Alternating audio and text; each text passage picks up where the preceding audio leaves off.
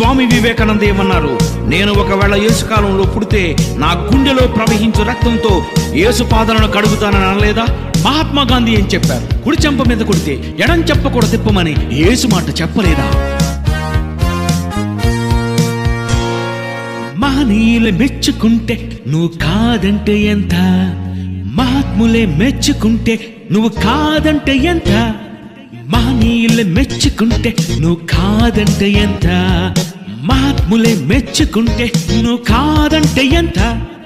చాలా మంది దేవుళ్ళు ఉన్నారు కానీ ఈరోజు కాలమానాన్ని యేసు ప్రభువుతోనే చేస్తున్నారంటే అది యేసు ప్రభువుకుండే ప్రత్యేకత అని చెప్పి కూడా నేను విన్నాను. ప్రతి దేశంలో నిత్తేది వేస్తున్నారంటే చూడు, అది క్రీస్తు పుట్టాడని అందరూ చెబుతున్నారురా. ప్రతి దేశంలో నిక్కాలం లెక్కించాలంటే చూడు, క్రీస్తు పూర్వము క్రీస్తు శకం అంటున్నారురా. లోకమంతా గుర్తించినది ఒకే ఒక్కడు, అతనిలాగా బ్రతకలేదు భూమిలో ఏ ఒక్కరు. అతనికున్న అభిమానులు మహనీయులకెవరికి లేరు.